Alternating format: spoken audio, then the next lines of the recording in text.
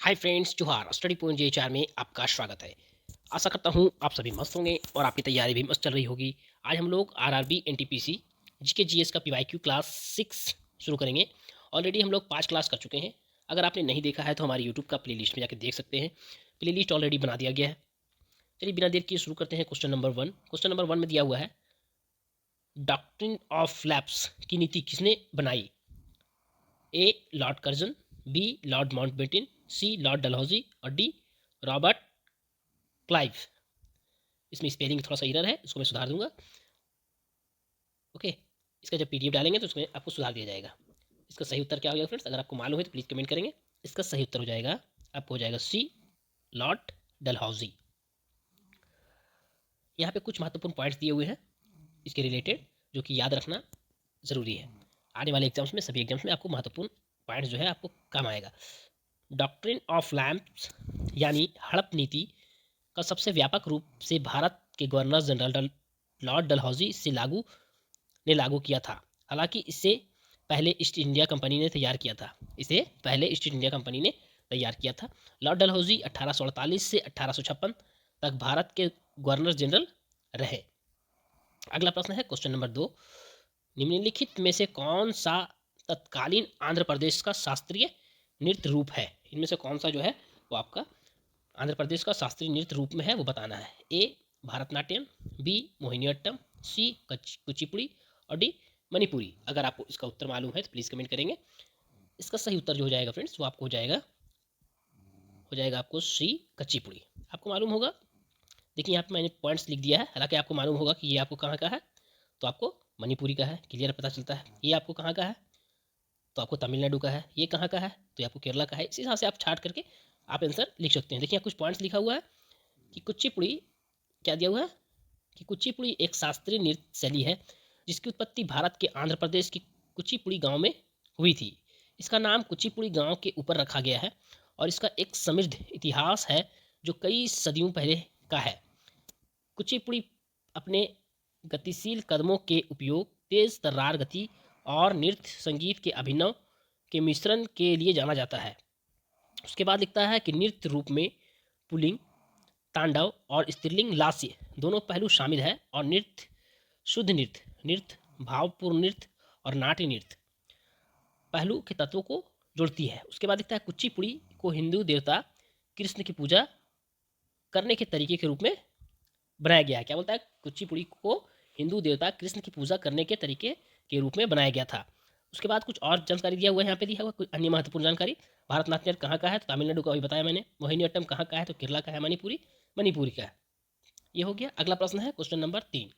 क्या दिया हुआ है कि भारत का पहला उपग्रह आर्यभट्ट अंतरिक्ष यान कब लॉन्च किया गया था? भारत का पहला उपग्रह आर्यभट्ट अंतरिक्ष यान कब लॉन्च किया गया था? ए 10 जून 1979, बी 19 अप्रैल 1976, सी 10 जून 1980 और डी 19 अप्रैल 1975। अगर आपको इसका उत्तर मालूम है तो आप कमेंट करेंगे। इसका सही उत्तर हो जाएगा आपको डी 19 अप्रैल 1975। देखिए यहाँ पे कंफ्यूज हो जाता है लोग, जैसे 19 अप्रैल 1976 था और 1975, तो आप याद रखेंगे कि 1975 में था, तो आप कभी मिस्टेक नहीं करेंगे। थोड़ा सा भी आपको माइंड डिस्टर्ब होगा तो आप कहीं भी गलती से मार के आ जाएंगे। उसके बाद कुछ पॉइंट्स दिया हुआ है कि भारत का पहला उपग्रह आर्यभट्ट अंतरिक्ष यान 29 अप्रैल 1975 को लॉन्च किया गया था। उसके अलावा दिया हुआ है कि भारत का पहला, क्या है, भारत का पहला उपग्रह आर्यभट्ट अंतरिक्ष यान था जिसका नाम प्रसिद्ध खगोल शास्त्री के नाम पर रखा गया था। यह पूरी तरह से भारत में डिज़ाइन और निर्मित किया गया था। इसे सोवियत कॉस्मोस 3M रॉकेट द्वारा कपुस्टिन से लॉन्च किया गया था। इसे वोल्ड गोल्ड लॉन्च केंद्र वर्तमान में रूस में से लॉन्च किया गया था। उसके बाद लिखता है आर्यभट्ट एक प्रायोगिक उपग्रह है। आर्यभट्ट क्या है? एक प्रायोगिक उपग्रह है जिसका मिशन जीवन 6 महीने, नाम मात्र एवं कक्षीय जीवन लगभग 17 वर्ष है। ये था आपको इस प्रश्न का महत्वपूर्ण पॉइंट्स। अगला प्रश्न है कि तितली के जीवन चक्र में, किसका? तो तितली के जीवन चक्र में तीसरे चरण लार्वा के बाद को क्या कहा जाता है? लार्वा के बाद को क्या कहा जाता है वो बताना है। ए कैटरपिलर, बी अंडा, सी प्यूपा और डी निम्फ। अगर आपको इसका उत्तर मालूम है तो प्लीज़ कमेंट करेंगे। इसका सही उत्तर हो जाएगा, आपको हो जाएगा सी प्यूपा। क्या हो जाएगा? सी प्यूपा। देखिए जितने प्रश्न हैं सारे किसी न किसी एग्जाम्स में, आरआरबी एग्जाम्स में पूछे गए हैं, वही सबको मैंने चूज किया है। ओके, और ये सब एग्जाम्स आने वाले एग्जाम्स में आरआरबी एनटीपीसी में बहुत ही लाभदायक आपको मिलेगा अगर आप इतने जितने प्रश्न मैंने कराऊंगा। यानी कि आपको 30-35 सेट जब तक एग्जाम्स नहीं होगा, कम से कम 30-35 जो है क्लास जरूर होगा। उम्मीद है कि ज़्यादा ही हो सकता है, लेकिन कम से कम 30-35, तो उसमें से जो महत्वपूर्ण प्रश्न होगा वही मैंने छाटा है। ओके, तो जो जितना करा रहा हूँ उतना भी आप कर लेंगे तो आपके लिए जो है लाभदायक होगा। काफ़ी नहीं होगा, काफ़ी, क्योंकि आपको बहुत एनटीपीसी का एग्जाम्स निकालना है तो बहुत ज़्यादा पढ़ना है आपको। उसके बाद कुछ पॉइंट्स लिखा हुआ है कि तितली के जीवन चक्र में तीसरे चरण को क्रिसलिस या प्यूपा कहा जाता है। तीसरे चरण को क्या कहा जाता है? क्रिसलिस या प्यूपा। यह चरण तितली के जीवन चक्र का सबसे अहम चरण होता है। इस चरण में कैटरपिलर अपने पूरे आकार में पहुंचने के बाद अपने चारों ओर बल्बनुमा संरचना बनाता है। इस संरचना को क्रिसलिस कहते हैं। तितली के जीवन चक्र के 4 चरण होते हैं। तितली के जीवन चरण के 4 चरण होते हैं। एक है अंडा, दूसरा लार्वा, तीसरा प्यूपा और चौथा वयस्क तितली। ओके, ये था चौथा प्रश्न। अगला प्रश्न है, भारतीय राष्ट्रीय कांग्रेस का पहला सत्र कब आयोजित हुआ था? भारतीय राष्ट्रीय कांग्रेस का पहला सत्र कब आयोजित हुआ था? ए 28 दिसंबर 1885, बी 26 दिसंबर 1890, सी 7 जुलाई 1892 और डी 28 दिसंबर 1892। अगर आपको इसका उत्तर मालूम है तो प्लीज़ कमेंट करेंगे। इसका सही उत्तर हो जाएगा आपको, हो जाएगा 28 दिसंबर 1885। कुछ पॉइंट्स दिए हुए हैं, किसी में कुछ महत्वपूर्ण पॉइंट्स, किसी में कम रहेगा, किसी में ज़्यादा रहेगा। तो अब बकाने की बात नहीं है, आप पॉइंट्स जो है याद नहीं करना है, पढ़ना है, माइंड में घुसाना है, माइंड में याद रखना है। आईएनसी यानी कि इंडियन नेशनल कांग्रेस एक बड़ी तंबू पार्टी है जिसे भारतीय राजनीतिक स्पेक्ट्रम के केंद्र पर स्थित माना गया है। पार्टी ने 1885 में, कब? 1885 में बम्बई में अपना पहली बैठक आयोजित की, जहां वोमेश चंद्र बनर्जी ने इसकी अध्यक्षता की। देखिए उसके बाद आपको 5 प्रश्न का, 5 प्रश्न के बाद आपको उसका उत्तर मिलेगा। जैसे यहाँ पे दिया 1 का सी, 2 का सी, 3 का डी, ताकि आप रिवाइज जब करेंगे, इसके याद करने के बाद जब दूसरी बार आप रिवीजन करेंगे तो आपको ज़्यादा स्क्रॉल नहीं करना पड़ेगा, आपको आसानी से याद हो जाएगा। इसका पीडीएफ जो है टेलीग्राम में डाल दिया जाएगा। ऑलरेडी 5 सेट का टेलीग्राम में आपको पीडीएफ डाल दिया गया है, आप चाहे तो चेक कर सकते हैं। जो सर्च करेंगे आरआरबी एनटीपीसी तो आपको वहाँ पे शो करेगा। और इसका पीडीएफ भी जो है रात तक कुछ जो एडिट करना बाकी रह गया है वो सब एडिट करके आपको डाल दिया जाएगा। ओके, अगला प्रश्न है क्वेश्चन नंबर 6 में बात करते हैं, ज़्यादा टाइम वेस्ट नहीं करेंगे हम। क्वेश्चन नंबर 6 में दिया हुआ है कि भारत के संविधान के किस भाग में भारत के नागरिकों के मौलिक अधिकारों का उल्लेख है? ए भाग 1, बी भाग 2, सी भाग 3 और डी भाग 4। अगर आपको इसका उत्तर मालूम है तो प्लीज़ कमेंट करेंगे। इसका सही उत्तर हो जाएगा आपको, हो जाएगा सी भाग 3, भाग 3। क्या पॉइंट्स दिया हुआ है कि भारत के संविधान के भाग 3 अनुच्छेद 12 से 35, अनुच्छेद 12 से 35 में भारतीय नागरिकों का मौलिक अधिकारों का उल्लेख है। अगला प्रश्न है क्वेश्चन नंबर 7, गदर पार्टी के सह संस्थापक कौन थे? गदर पार्टी के सह संस्थापक कौन थे? ए लाला लाजपत राय, बी गोपाल कृष्ण गोखले, सी लाला हरदयाल और डी दादा भाई नौरोजी। अगर आपको इसका उत्तर मालूम है तो प्लीज़ कमेंट करेंगे। इसका सही उत्तर हो जाएगा आपको, हो जाएगा सी, क्या हो जाएगा फ्रेंड्स? सी लाला हरदयाल। अगर आपको इसमें से कुछ चेंजेस चाहिए, यानी कि मैं जो बताता हूँ उसमें से आपको कुछ चेंजेस चाहिए कि मैं फास्ट बताता हूँ या स्लो बताता हूँ, या फिर कुछ भी अगर कुछ चेंजेस चाहिए या मैं एक्सप्लेन ज़्यादा कर देता हूँ लिख कर, तो वो सब चीज़ें आप कमेंट कर सकते हैं। मैं कोशिश करूँगा कि नेक्स्ट वीडियो में उसको सुधार करूँ। ओके फिर बाकी बीच बीच में जब मैं क्वेश्चन पूछता हूँ तो उसका आंसर आप बताने की कोशिश करें, ताकि आपको भी रिवाइज हो और हमें भी लगे कि हमारे देखने वाले जो हैं एक्टिव हैं, जवाब देते हैं। ओके, तो इसका सही उत्तर क्या हो जाएगा बताया मैंने, सी लाला हरदयाल। अब इसके कुछ महत्वपूर्ण पॉइंट्स हैं कि गदर पार्टी के संस्थापकों में से एक कौन है? हरदयाल है। इसकी स्थापना वर्ष 1900 माफी चाहता हूँ फ्रेंड्स, इसकी स्थापना वर्ष 1913 में हुई थी। 1948 में भारत को स्वतंत्रता मिलने के बाद दल को भंग कर दिया गया था। इसके संस्थापक हरदयाल, सोहन सिंह भाकना, संतोष सिंह, बाबा ज्वाला सिंह, वसाखा सिंह दांडेकर थे। दल ने अपना पहला अखबार गदर साप्ताहिक नवंबर 1913 में जारी किया। अखबार के शीर्षक अंग्रेजी राज का दुश्मन, ब्रिटिश राज का दुश्मन है, ये आपको क्या था? शीर्षक था। अगला प्रश्न है क्वेश्चन नंबर 8, इलेक्ट्रॉनिक रूप में सामान खरीदने या बेचने को कहा जाता है, क्या कहा जाता है? A multimedia, B E commerce, C विथ, और डी धन नियंत्रण। अगर आपको इसका उत्तर मालूम है तो प्लीज़ कमेंट करेंगे। इसका सही उत्तर हो जाएगा आपको हो जाएगा बी, ई कॉमर्स। मैं थोड़ा सा बिजी हूँ जिसकी वजह से मैं रेगुलर क्लास नहीं दे पा रहा हूँ। मैं कोशिश करूँगा कि जल्द ही आपको रेगुलर क्लास हर अल्टरनेट डे पे ला पाऊँ। उसमें कुछ महत्वपूर्ण पॉइंट्स हैं कि इलेक्ट्रॉनिक्स रूप से सामान खरीदने या बेचने ई कॉमर्स के रूप में जाना जाता है। ई कॉमर्स या इलेक्ट्रॉनिक्स कॉमर्स इंटरनेट पर वस्तुओं और सेवाओं को खरीद और बिक्री है, या ये लेन देन या व्यवसाय से व्यवसाय B2B, व्यवसाय से उपभोक्ता B2C, उपभोक्ता से उपभोक्ता या उपभोक्ता से व्यवसाय के रूप में होते हैं। प्रसिद्ध e commerce site Amazon, Flipkart और अली बाबा है। ये सब क्या है? प्रसिद्ध ई कॉमर्स है। अगला प्रश्न है क्वेश्चन नंबर 9। कहा जाता है कि भारत का पहला राष्ट्रीय ध्वज 1906 में डैश पर फहराया गया था। कहाँ पे फहराया गया था 1906 में पहला राष्ट्रीय ध्वज? ए पटना, बी कोलकाता, सी नई दिल्ली और डी अहमदाबाद। अगर आपको इसका उत्तर मालूम है तो प्लीज़ कमेंट करेंगे। इसका सही उत्तर हो जाएगा आपको हो जाएगा बी कोलकाता। अब इसके कुछ महत्वपूर्ण पॉइंट्स हैं, पॉइंट्स को इग्नोर ना करें क्योंकि पॉइंट्स को जरूर पढ़ना है। जब PDF मिलेगा तो आपको आंसर के साथ साथ इसका पॉइंट्स भी पढ़ना है क्योंकि इसमें जो पॉइंट्स होते हैं वो बहुत ही महत्वपूर्ण होते हैं। क्या दिया हुआ है कि कहा जाता है कि भारत में पहला राष्ट्रीय ध्वज 7 अगस्त 1906 को फहराया गया था। इसे कोलकाता के पारसी बागान स्क्वायर ग्रीन पार्क में फहराया गया। ध्वज लाल, पीले और हरे रंग के 3 क्षैतिज पट्टियों से बना था। दूसरा झंडा 1907 में पेरिस में मैडम कामा द्वारा फहराया गया था। तीसरा झंडा 1917 में फहराया गया था। पहला झंडा आपको 1906 में, दूसरा झंडा आपको 1907 में, तीसरा झंडा आपको 1917 में फहराया गया था। इसका आंसर मैंने पहले बता चुका हूँ कहाँ पे, तो आपको कोलकाता। अगर नहीं बताया तो अभी बता देता हूँ, कोलकाता होगा। ओके, अगला प्रश्न है क्वेश्चन नंबर 10। अगर किसी का आंसर हमसे मिस हो जाता है तो आप प्लीज़ कमेंट कर देंगे ताकि मैं उसका आंसर बाद में कमेंट करके बता सकूँ। हालांकि इसमें जब PDF मिलेगा तो उसमें आपको आंसर ऑलरेडी रहेगा।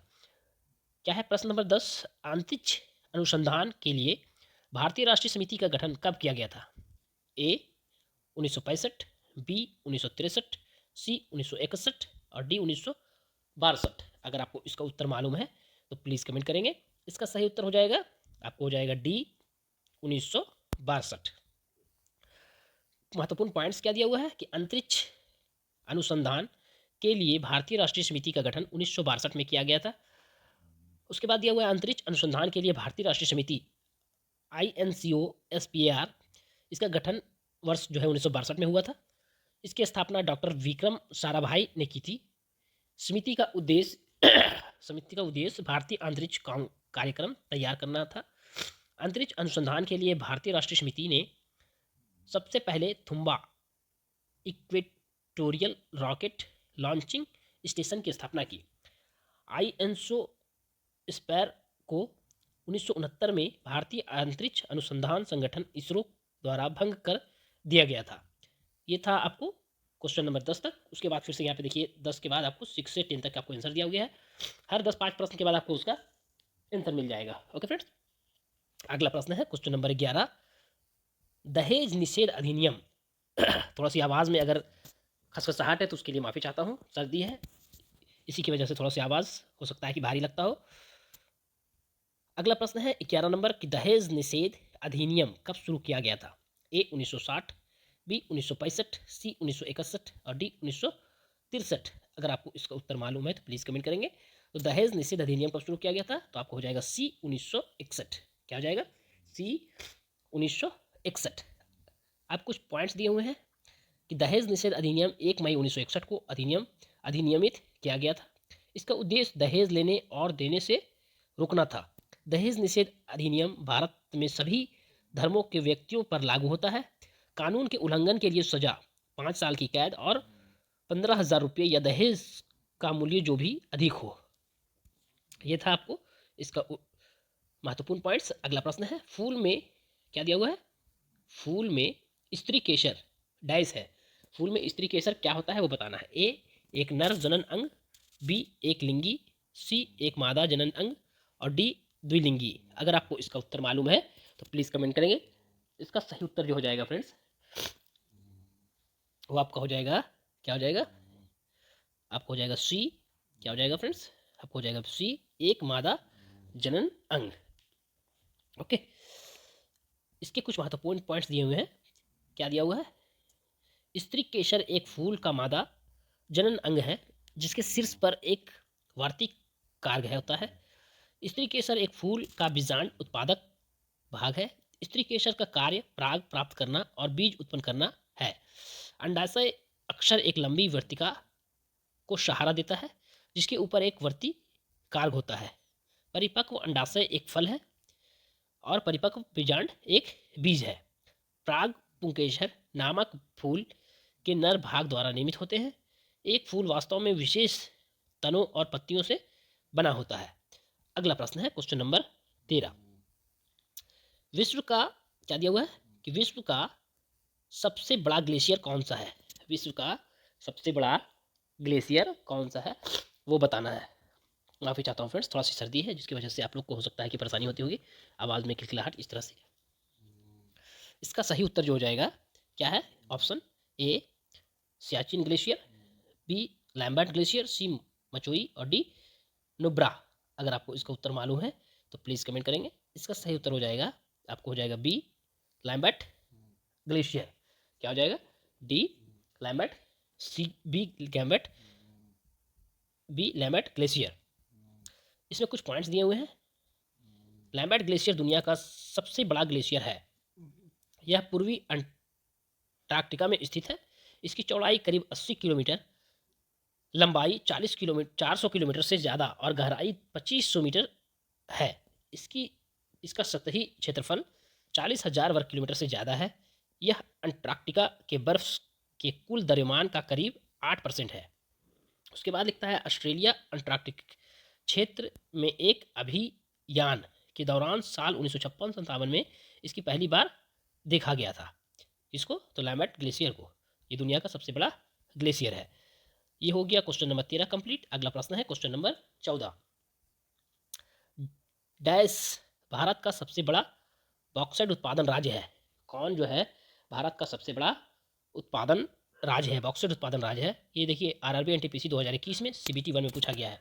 ए उड़ीसा, बी झारखंड, सी आंध्र प्रदेश और डी गुजरात। अगर आपको इसका उत्तर मालूम है तो प्लीज़ कमेंट करेंगे। अगर आप कमेंट करेंगे फ्रेंड्स तो आपको कमेंट में कोई दिक्कत नहीं होगा, लेकिन हमें हौसला मिलेगा। आपके एक कमेंट से हमें काफ़ी हौसला मिलेगा।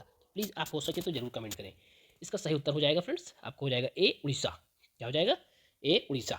उड़ीसा जो है भारत का सबसे बड़ा बॉक्साइट उत्पादन राज्य है। अब कुछ पॉइंट्स दिए हुए हैं। उड़ीसा भारत का सबसे बड़ा बॉक्साइट उत्पादक राज्य है। भारत के आधे से अधिक बॉक्साइट भंडार उड़ीसा में पाए जाते हैं। बॉक्साइट एक महत्वपूर्ण खनिज है जिसका उपयोग एल्युमिनियम के उत्पादन में किया जाता है। उड़ीसा में काला हांडी बॉक्साइट के उत्पादन के लिए प्रसिद्ध है। कहाँ पे? तो काला हांडी। बॉक्साइट जमा विभिन्न प्रकार के चट्टानों के अपघटन से बनते हैं जिनमें एल्युमिनियम सिलिकेट होते हैं। उसके अलावा कुछ और पॉइंट्स दिए हुए हैं। झारखंड, झारखंड में क्या है? तो झारखंड भारत में खनिज संपदा का प्रमुख उत्पादक है। उसके बाद है पश्चिम बंगाल। पश्चिम बंगाल में क्या है प्रमुख? भारत का प्रमुख चावल उत्पादक है। सबसे ज़्यादा क्या होता है पश्चिम बंगाल में? तो चावल। उसके बाद गुजरात में, तो भारत में कपास, मूंगफली, जीरा, तिल आदि जैसी नकदी फसलों का सबसे बड़ा उत्पादक है। कौन? तो गुजरात। ये था। अगला प्रश्न है क्वेश्चन नंबर 15। निम्नलिखित में से कौन सा पौधा ब्रायोफाइटा से संबंधित है? ए मर्सिलिया, बी देवदार, सी क्लाइडोफोरा और डी मर्चेटिया। अगर आपको इसका उत्तर मालूम है फ्रेंड्स तो प्लीज़ कमेंट करेंगे। इसका सही उत्तर हो जाएगा, आपको हो जाएगा डी। क्या हो जाएगा? डी मर्चेटिया। मर्चेंटिया होता है। ओके, उसके कुछ पॉइंट्स दिए हुए हैं। क्या दिया हुआ है कि मर्चेंटिया ब्रायोफाइटा से संबंधित पौधा है। ब्रायोफाइटा वनस्पति जगत का एक बड़ा वर्ग है। इसके अंतर्गत आने वाले पौधों में वास्तविक संवहन उत्तक नहीं होते। ये छोटे पौधे होते हैं और छायादार और नम जगहों पर उगते हैं। इनमें फूल और बीज नहीं बनते हैं बल्कि जीवाणुओं के जरिए प्रजनन होता है। ब्रायोफाइटा के कुछ उदाहरण ये हैं: ल्यूरावाट्स, मर्चेंटिया, रिकिया, पेलिया, पोरेला, स्पायरोकार्पस और कैलिप्रियम। उसके बाद है ब्रायोफाइटा वर्ग शैवाल, जिसको अलगे कहते हैं, और टेरिफाइडा के बीच आता है। इसमें करीब 900 वंश और 23,000 प्रजातियां हैं। अगला प्रश्न है क्वेश्चन नंबर 16। देखिए यहाँ पे हर 15 क्वेश्चन के बाद आपको उसका आंसर मिलेगा, हर 5 क्वेश्चन के बाद। अगर आपको इसका पीडीएफ चाहिए फ्रेंड्स तो हमारे टेलीग्राम चैनल ज्वाइन कर लीजिएगा। टेलीग्राम का लिंक आपको डिस्क्रिप्शन में मिल जाएगा। आपको ऑलरेडी 5 सेट का पीडीएफ डाल दिया गया है। इसका भी जो है आपको रात तक, वीडियो के अपलोड होने के बाद रात तक कुछ एडिट करना रहता है तो करके आपको डाल दिया जाएगा। आप कम से कम एक दिन वेट करेंगे। अगर एक दिन से ज़्यादा हो जाता है तो आप कमेंट करेंगे कि पीडीएफ नहीं आया है, तो मैं जरूर डाल दूंगा। ओके, अगला प्रश्न है क्वेश्चन नंबर 16। निम्नलिखित में से कौन सी स्थान यूरेनियम के खनन के लिए प्रसिद्ध है? यूरेनियम के खनन के लिए कौन प्रसिद्ध है वो बताना है। ए साधुगुड़ा, बी पन्ना, सी रानीगंज और डी कोरबा। अगर आपको इसका उत्तर मालूम है तो प्लीज़ कमेंट करेंगे। इसका सही उत्तर हो जाएगा ए जादूगुड़ा। क्या हो जाएगा? ए जादूगुड़ा। जादूगुड़ा जो है यूरेनियम के लिए प्रसिद्ध है। कुछ महत्वपूर्ण पॉइंट्स दिया हुआ है, देखिए यहाँ पे। जादूगुड़ा झारखंड राज्य के पूर्वी सिंहभूम जिले का एक गांव है। जादूगुड़ा खदान को देश की पहली यूरेनियम खदान होने का गौरव प्राप्त है, जहां खनन कार्य 1967 में शुरू हुआ था। जादूगुड़ा यूरेनियम खदान देश की पहली गहरी परिचालन वाली भूमिगत खदान 1968 से निर्बाध रूप से चल रही है। इसकी गहराई लगभग 3000 फीट है, जो देश में सबसे गहरी में से एक है। यह भारत की सबसे बड़ी और पहली यूरेनियम खदान है। व्यावसायिक स्तर पर यूरेनियम अयस्क का उत्पादन करने वाली यह देश की पहली खदान है। Jaduguda uranium corporation of India limited का मुख्यालय है। उसके बाद दिया हुआ है कुछ और पॉइंट्स, जैसे कि पन्ना खान कहाँ पे है, तो मध्य प्रदेश में। रानीगंज कहाँ पे है, तो आपको पश्चिम बंगाल में। कोरबा कहाँ पे है, तो आपको छत्तीसगढ़ में है। ओके, अगला प्रश्न है क्वेश्चन नंबर 17। बैरिंग क्या दिया हुआ है? बैरिंग जल संधि किसको जोड़ती है? बैरिंग जल संधि किसको जोड़ती है वो बताना है। ए अंटार्कटिक महासागर और हडसन की खाड़ी, बी हिंद महासागर और जावा सागर, सी भूमध्य सागर और अंटार्कटिक सागर, और डी हो गया आर्कटिक महासागर और प्रशांत महासागर। अगर आपको इसका उत्तर मालूम है तो प्लीज़ कमेंट करेंगे। इसका सही उत्तर हो जाएगा, आपको हो जाएगा डी। क्या हो जाएगा? डी आर्कटिक महासागर और प्रशांत महासागर। इसके कुछ महत्वपूर्ण पॉइंट्स दिए हुए हैं, देखिए आंसर दिया हुआ है कि आर्कटिक महासागर और प्रशांत महासागर इसका उत्तर होगा। उसके कुछ पॉइंट्स दिए हुए हैं, देखिए। बैरिंग जल संधि एक जल संधि है जो प्रशांत और आर्कटिक महासागर को जोड़ती है। बैरिंग जल संधि एशिया और उत्तरी अमेरिका के महाद्वीपों को उनके निकटतम बिंदु पर एक दूसरे को पृथक करती है। जल संधि को औसत गहराई 98 से 164 फीट, गहराई 98 से 164 फीट और 30 से 50 मीटर है। उसके बाद है बैरिंग जल संधि का सबसे सकरा हिस्सा लगभग 53 मील यानी कि 85 किलोमीटर चौड़ी है। उसके बाद है डायोमेड द्वीप समूह और सेंट लॉरेंस द्वीप बैरिंग जलसंधि में अवस्थित है। यूएस रूस की सीमा बैरिंग जलसंधि के माध्यम से जुड़ी हुई है। अगला प्रश्न है क्वेश्चन नंबर 18। क्या दिया हुआ है कि निम्नलिखित में से किसका प्रयोग प्लास्टिक में किया जाता है? क्या बोल रहा है कि निम्नलिखित में से किसका प्रयोग प्लास्टिक में किया जाता है? ए क्रिप्टॉन, बी अमोनिया, सी एथिलीन और डी ब्यूटेन। अगर आपको इसका उत्तर मालूम है तो प्लीज़ कमेंट करेंगे। इसका सही उत्तर हो जाएगा, आपको हो जाएगा सी एथिलीन। क्या हो जाएगा? सी एथिलीन। कुछ पॉइंट्स दिए हुए हैं, देखिए महत्वपूर्ण पॉइंट्स। एथिलीन एक औद्योगिक कार्बनिक रसायन है। एथिलीन का सूत्र C2H4 होता है। एथिलीन सबसे सरल एल्कीन है। एथिलीन का उपयोग प्लास्टिक में किया जाता है। कच्चे उत्पादित माल 60% से अधिक प्लास्टिक उद्योग में उपयोग किया जा रहा है। पॉलीथाइलीन दुनिया का सबसे ज़्यादा इस्तेमाल किया जाने वाला प्लास्टिक है। एथिलीन का उपयोग कृषि के फलों को पकने और मजबूर करने के लिए किया जाता है। एथिलीन के हाइड्रेट एथेनॉल है। अगर कुछ मैं मिस्टेक से या फिर हो सकता है कि मुझे मालूम ना हो, अगर बताता हूँ कि उसमें से आपको लगता है कि नहीं ये गलत बता रहे हैं, तो उसमें से आप कमेंट करके ज़रूर बताएंगे कि हाँ सर यहाँ पे आपने गलत बताया है, या फिर आपने यहाँ पे कुछ भी जो हो पाएगा तो मैं एक्सेप्ट करने के लिए तैयार हूँ। अगर गलत रहेगा तो सही जरूर कर दूंगा उसको, और अगर आप सही रहेंगे तो आपको सही जरूर बताया जाएगा। तो आप अगर मैं बताते वक्त कुछ अगर मिस्टेक्स होते हैं या फिर कुछ गलत बताता हूँ तो उसमें आप ज़रूर कमेंट्स करके हमें बताएंगे। ओके, क्योंकि मैं भी इंसान हूँ, गलती हो सकती है। अगला प्रश्न है क्वेश्चन नंबर 19। विशिष्टाद्वैत दर्शन के संस्थापक कौन थे? ए विष्णु स्वामी, बी माधवाचार्य, सी रामानुजाचार्य और डी निम्बार्क। अगर आपको इसका उत्तर मालूम है तो प्लीज़ कमेंट करेंगे। इसका सही उत्तर हो जाएगा, आपको हो जाएगा सी। क्या हो जाएगा? सी रामानुजाचार्य। अगला प्रश्न है क्वेश्चन नंबर, और इसके कुछ पॉइंट्स बाकी हैं। पॉइंट्स में क्या दिया हुआ है कि विशिष्टाद्वैत भारतीय दर्शन की एक प्रणाली वेदांत की प्रमुख शाखाओं में से एक है। विशिष्टाद्वैत प्रणाली प्राचीन है। रामानुजाचार्य को विशिष्टाद्वैत दर्शन के का संस्थापक माना जाता है। रामानुजाचार्य हिंदू धर्म के भीतर श्री वैष्णव देव परंपरा के सबसे महत्वपूर्ण प्रतिपादकों में से एक थे। विशिष्टाद्वैत प्रणाली को मूल रूप से बौधायन ने अपनी वृत्ति से 400 ईसा पूर्व के बारे में लिखा था। रामानुज ने ब्रह्मसूत्र की व्याख्या में बौधायन का अनुसरण किया। जो लोग व्यक्तिगत भगवान को पूजा करते हैं उन्हें भागवत कहा जाता है। अगला प्रश्न है क्वेश्चन नंबर 20। पूरा जो है 30 प्रश्नों का सेट है फ्रेंड्स। ओके, इसमें आपको टोटल 30 प्रश्न का आंसर पीवाईक्यूज 30 प्रश्नों का पीवाईक्यूज कराया जाएगा। प्रश्न है 20, निम्नलिखित में से कौन सा प्राचीन बौद्ध ग्रंथ है? इसमें से कौन सा प्राचीन बौद्ध ग्रंथ है वो बताना है। ए विष्णु पुराण, बी रघुवंशम, सी ऋतु संहार और डी अभिधर्म कोश। अगर आपको इसका उत्तर मालूम है तो प्लीज़ कमेंट करें। इसका सही उत्तर हो जाएगा, आपको हो जाएगा डी अभिधर्म कोश। कुछ पॉइंट्स दिए हुए हैं कि अभिधर्म कोश 4 या 5वीं सदी सीई से अभिधर्म पर एक प्राचीन बौद्ध ग्रंथ है। यह भारत बौद्ध विद्वान वंशुबंधु द्वारा संस्कृत में लिखा गया था। वंशुबंधु ने महायान बौद्ध धर्म में परिवर्तित होने से पहले यह पुस्तक लिखी थी। अभिधर्म कोश शब्द का अर्थ अभिधर्म का भंडार कोश में है, कोश है। बौद्ध धर्म सिखाने के लिए भारत, तिब्बत और पूर्वी एशिया में बौद्ध धर्म के स्कूलों द्वारा इस पाठ का व्यापक रूप से उपयोग किया गया था। यह बाद के महायान बौद्धों के लिए अभिधर्म और श्रावकायन बौद्ध धर्म का मुख्य स्रोत था।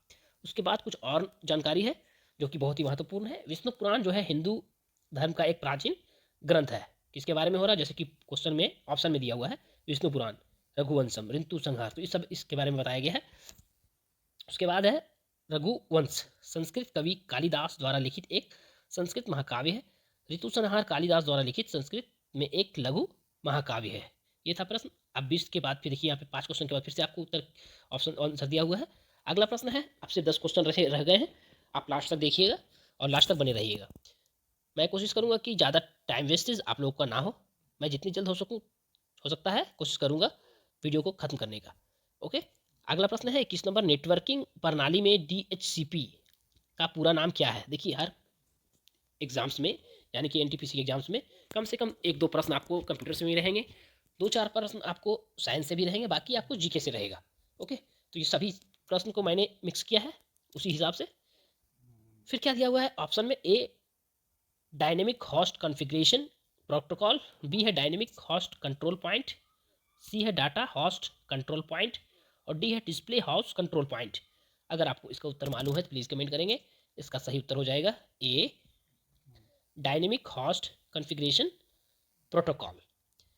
अब इसके अलावा कुछ पॉइंट्स दिए हुए हैं जो कि हो सकता है कि आपको लंबा लगे, लेकिन आप उसको सिर्फ पढ़ लेंगे तो पढ़ना ही बहुत ही महत्वपूर्ण होगा। DHCP यानी कि डायनेमिक होस्ट कॉन्फ़िगरेशन प्रोटोकॉल का संक्षिप्त रूप है। एक डायनेमिक होस्ट कॉन्फ़िगरेशन प्रोटोकॉल एक नेटवर्क सर्वर है जो क्लाइंट डिवाइस को स्वचालित रूप से IP एड्रेस, डिफ़ॉल्ट गेटवे और अन्य नेटवर्क पैरामीटर प्रदान करता है और असाइन करता है। यह पतों को दोहराने से रोकने में मदद करेगा और व्यवस्थापक को अच्छे रिकॉर्ड रखने में भी मदद करेगा। उसके बाद दिया हुआ है कि DHCP को IP एड्रेस अनुवादित करने की दक्षता में सुधार करने और डिज़ाइन किया गया है। इंटरनेट प्रोटोकॉल संस्करण IPv4 और इंटरनेट प्रोटोकॉल संस्करण IPv6 दोनों द्वारा संचालित होने वाला नेटवर्क के लिए DHCP सेवाएं मौजूद है। DHCP प्रोटोकॉल के IPv6 संस्करण को आमतौर पर TCP/V6 कहा जाता है। उसके अलावा और भी प्रोटोकॉल है, अन्य समान नेटवर्क प्रोटोकॉल के उदाहरण है। देखिए कौन कौन सा है, जैसे कि आपको ARP address resolution protocol, FTP file transfer protocol, बहुत सारे एग्जाम्स में ये सब आपको फुल फॉर्म भी पूछे जाते हैं, जैसे कि HTTP hyper text transfer protocol, POP3 post office protocol, उसके बाद है SMTP simple mail transfer protocol, और उसके अलावा है सिक्योर सेल्फ प्रोटोकॉल SSH। ये था क्वेश्चन नंबर 21। क्वेश्चन नंबर 22 में दिया हुआ है कि भारत में बना पहला परमाणु रिएक्टर कौन है। भारत में बना पहला परमाणु रिएक्टर कौन सा है वो बताना है। ए ध्रुव, बी कामिनी, सी अप्सरा और डी साइरस। अगर आपको इसका उत्तर मालूम है तो प्लीज़ कमेंट करेंगे। इसका सही उत्तर हो जाएगा आपको हो जाएगा सी अप्सरा। क्या हो जाएगा? सी अप्सरा। कुछ पॉइंट्स हैं। 4 अगस्त 1956 को निर्मित अप्सरा भारत की पहली नाभिकीय रिएक्टर थी। इसका उद्घाटन 20 जनवरी 1957 को प्रधानमंत्री जवाहरलाल नेहरू ने किया था। यह मुंबई में भाभा परमाणु अनुसंधान केंद्र के ट्राम्बे परिसर में बनाया गया था। यह एक तरनलाल प्रकार की रिएक्टर थी जिसका उपयोग मूल अनुसंधान, न्यूट्रॉन सक्रियण विश्लेषण, समस्थानिक के उत्पादन, परीक्षण प्रयोगों और न्यूट्रॉनो रेडियोग्राफी के लिए किया गया था। 2009 में इसके पुनर्निर्माण के लिए इसे बंद कर दिया गया। 2009 में इसको पुनर्निर्माण के लिए इसे बंद कर दिया गया। अगला प्रश्न है क्वेश्चन नंबर 23। मृच कटिका क्या दिया हुआ है? मृच कटिका डैश द्वारा लिखा गया है। किसके द्वारा लिखा गया है? ए कालिदास, बी शूद्रका, सी हर्ष और डी विशाखा। अगर आपको इसका उत्तर मालूम है तो प्लीज़ कमेंट करेंगे। इसका सही उत्तर हो जाएगा आपको हो जाएगा बी शूद्रका। क्या हो जाएगा? बी शूद्रका। इसके कुछ पॉइंट्स दिए हुए हैं, देखिए। यह शूद्रका द्वारा लिखा गया है। यह गंभीर वास्तविकता के स्पर्श के साथ एक उल्लेखनीय सामाजिक नाटक प्रस्तुत करता है। पात्रों को समाज के सभी स्तरों से लिया गया है, जिसमें चोर और जुआरी, बदमाश, आलसी व्यक्ति, दरबारी और उनके सहयोगी, पुलिस कांस्टेबल, भिक्षुक और राजनेता शामिल होते हैं। अगला प्रश्न है क्वेश्चन नंबर 24। भारत में सोने का सबसे बड़ा उत्पादक राज्य कौन सा है? किसका? तो सोना का। सोना का सबसे बड़ा उत्पादक राज्य कौन सा है वो बताना है। ए कर्नाटक, बी मध्य प्रदेश, सी आंध्र प्रदेश और डी तमिलनाडु। अगर आपको इसका उत्तर मालूम है तो प्लीज़ कमेंट करेंगे। इसका सही उत्तर हो जाएगा आपको हो जाएगा ए कर्नाटक। क्या हो जाएगा? ए कर्नाटक। सोने का सबसे बड़ा उत्पादक राज्य कौन सा है? तो आपको कर्नाटक है। इसमें क्या दिया हुआ है? कुछ पॉइंट्स। कर्नाटक भारत में सोने का सबसे बड़ा उत्पादक है। राज्य के मुख्य रूप से कोलार, धारवाड़, हासन और रायचूर जिलों में 17.5 मिलियन टन सोने का अयस्क का भंडार है, जिसमें 42,023 किलोग्राम धातु है। गुलबर्गा, बेलगाम, बेलारी, मैसूर, मांड्या, चिकमगलूर है और शिमोगा जिले में कई बिखरे हुए इलाकों से भी कुछ सोने का भंडार की सूचना मिली है। यह राज्य भारत के सोने का लगभग 88.7% उत्पादन करता है। पूरे भारत का 88.7% सोना जो है आपको कहाँ से उत्पादन होता है? तो आपको कर्नाटक से होता है। अगला प्रश्न है 25 नंबर। इसके बाद आपको 5 प्रश्न और रहेंगे। लास्ट तक बने रहिएगा और हो सके तो कमेंट कीजिएगा। क्या दिया हुआ है कि निम्नलिखित में से कौन तंत्रिका तंतुओं से बना है जो प्रतिवर्ष क्रियाओं में मध्यस्थता करता है और जो मस्तिष्क से आवेगों को संचारित करता है? ऑप्शन है ए मरिज्जू, बी हृदय, सी पंजर और डी मांसपेशियों। अगर आपको इसका उत्तर मालूम है तो प्लीज़ कमेंट करेंगे। इसका सही उत्तर हो जाएगा आपको हो जाएगा ए मरिज्जू। देखिए, जो प्रश्न आपने याद किया हुआ है या फिर आप जो याद कर लेते हैं तो उसको कुछ दिनों में, हफ्ता में, 10 दिन में एक बार फिर से रिवाइज जरूर कीजिएगा, ताकि आपको जो पिछले वाला जो प्रश्न है वो आपको याद रहे। नहीं, ऐसे अगर रिवाइज नहीं करेंगे तो आपको भूल जाएंगे। उसके बाद क्या दिया हुआ है? कुछ महत्वपूर्ण पॉइंट्स। मरिज्जू मानव शरीर में केंद्रीय तंत्रिका तंत्र का एक हिस्सा है। मानव केंद्रीय तंत्रिका तंत्र में मस्तिष्क और रीढ़ की हड्डी शामिल है और यह सूचना प्रसंस्करण और नियंत्रण की साइट है। मस्तिष्क की मज्जा रीढ़ की हड्डी से जुड़ा है। मेरुज्जू तंत्रिका तंतुओं से बनी होती है जो प्रतिवर्ष क्रियाओं के मध्यस्थता करती है और जो मस्तिष्क से आवेगों को संचारित करती है। माइलिनेटेड तंत्रिका तंतु रीढ़ की हड्डी का और कपाल नसों में पाए जाते हैं। ये प्रश्न आपको 25 प्रश्न कंप्लीट हुआ। देखिए यहाँ पे आंसर दिया हुआ है। अगर आपको इसका PDF चाहिए तो हमारे टेलीग्राम चैनल ज्वाइन कर लीजिएगा। टेलीग्राम का लिंक जो है आपको डिस्क्रिप्शन में मिल जाएगा। ऑलरेडी पिछला 5 सेट जो कराया है, पिछला 5 क्लास, उन सभी का वीडियो आपको टेलीग्राम में डाल दिया गया है। इसका भी जो है आपको रात तक PDF डाल दिया जाएगा। जो भी कुछ एरर होगा उसमें कुछ सुधार करके। ओके, अगर आपको पीडीएफ के बाद भी कुछ एरर्स मिलते हैं तो आप प्लीज कमेंट करके जरूर बताइएगा ताकि उसको सुधारा जा सके। प्रश्न है क्वेश्चन नंबर 26, निम्नलिखित में से कौन एक अजैविक घटक नहीं है? इनमें से कौन सा जो है एक अजैविक घटक नहीं है? ए जल, बी हरा पौधा, सी सूर्य प्रकाश और डी मिट्टी। अगर आपको इसका उत्तर मालूम है तो प्लीज़ कमेंट करें। इसका सही उत्तर हो जाएगा आपको हो जाएगा बी हरा पौधा। हरा पौधा जो है एक इसमें से ऑप्शन के हिसाब से अजैविक घटक नहीं है।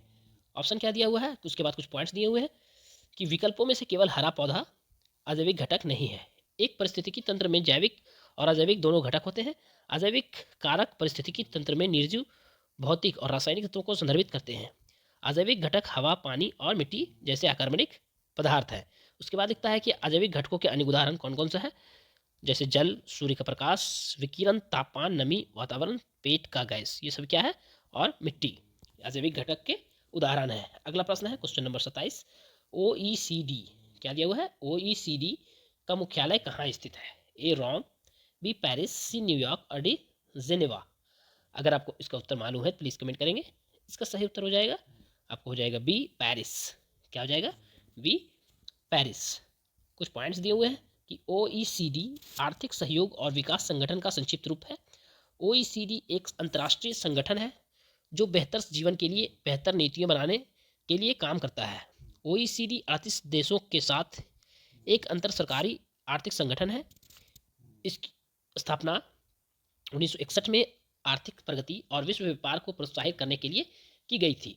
OECD का मुख्यालय फ्रांस में पेरिस में स्थित है। कहाँ पे है, तो पेरिस में स्थित है। भारत OECD का सदस्य नहीं है बल्कि यह एक प्रमुख आर्थिक भागीदारी है। इसका आंसर बता चुका हूँ कहाँ पे है, तो आपको उत्तर हो जाएगा पेरिस। किसका उत्तर हो जाएगा, तो क्वेश्चन नंबर 27 का उत्तर हो जाएगा बी पेरिस। ओके, अगला प्रश्न है क्वेश्चन नंबर 28, निम्नलिखित में से कौन सा अर्धधातु है? इनमें से कौन सा एक अर्धधातु है वो बताना है। ए बोरॉन, ऑक्सीजन, एल्यूमिनियम, बिल्कुल नहीं, ये दोनों तो बिल्कुल नहीं है। उसके बाद है बी बोरॉन, मरकरी, आयरन, तो ये दोनों भी नहीं है। सी है बोरॉन, सिलिकॉन, एंटीमनी, ये है। एल्यूमिनियम, मरकरी और कॉपर, ये एल्यूमिनियम तो बिल्कुल नहीं है। तो इसमें से आपका सही उत्तर क्या हो जाएगा, आपको हो जाएगा सी बोरॉन, सिलिकॉन और एंटीमनी, ये क्या है, अर्धधातु है। इसके अलग कुछ पॉइंट्स दिए हुए हैं, boron, silicon, germanium, arsenic, antimony, tellurium, polonium और टेंसिन, ये सभी क्या है, अर्धधातु है। अर्धधातु को उपधातु भी कहा जाता है। अर्धधातु को उपधातु भी कहा जाता है। ये धातु और अधातु दोनों के गुण रखते हैं। ये आमतौर पर चमकदार दिखते हैं लेकिन भंगूर होते हैं और बिजली के कुचालक हो सकते हैं। कमरे के तापमान पर ये कुचालक के रूप में काम करते हैं लेकिन गर्म होने पर ये दूसरों तत्वों के साथ मिलकर चालक में बदल जाते हैं। अगला प्रश्न है, सेकेंड लास्ट क्वेश्चन है, यानी कि ये 29वां, इसके बाद सिर्फ एक प्रश्न है। प्रश्न नंबर 29 में दिया हुआ है कि निम्नलिखित में से किसका स्टोरेज सबसे अधिक है? इनमें से जो दिया हुआ है इनमें से कौन सा सबसे अधिक स्टोरेज होता है? ए मेगाबाइट, बी गीगाबाइट, सी टेराबाइट और डी किलोबाइट। अगर आपको इसका उत्तर मालूम है तो प्लीज़ कमेंट करेंगे। ये प्रश्न बहुत ही आसान है क्योंकि आप देखते होंगे कि जब मोबाइल आप यूज़ करते हैं तो उसमें क्या एमबी रहता है, उसमें एमबी रहता है। उसमें उसका जब मेमोरी जो होता है वो आपको जीबी में आता है कि कितना जीबी खाली है, कितना जीबी भरा हुआ, सब कुछ आपको दिया हुआ रहता है, जिसको कहते हैं गीगाबाइट। तो इसका सही उत्तर हो जाएगा आपको हो जाएगा सी। क्या हो जाएगा फ्रेंड्स, सी टेराबाइट। क्या हो जाएगा, सी टेराबाइट। देखिए सबसे बड़ा इसमें आपको टेराबाइट है, फिर आपको गीगाबाइट है, फिर आपको मेगाबाइट है, उसके बाद किलोबाइट आएगा। ओके, इसमें क्या पॉइंट्स दिए हुए हैं कि मेमोरी यूनिट डेटा की मात्रा है। मेमोरी यूनिट जो है डेटा की मात्रा है जिसमें स्टोरेज यूनिट में स्टोर किया जाता है, जिसमें स्टोरेज यूनिट में स्टोर किया जाता है। यह स्टोरेज क्षमता बाइट्स के संदर्भ में व्यक्त की जाती है। इसमें से देखिए क्या दिया, बाइट्स के साथ मेमोरी यूनिट किलो बाइट होता है, 1024 बाइट के बराबर होता है। मेगाबाइट 1024 KB के बराबर होता है।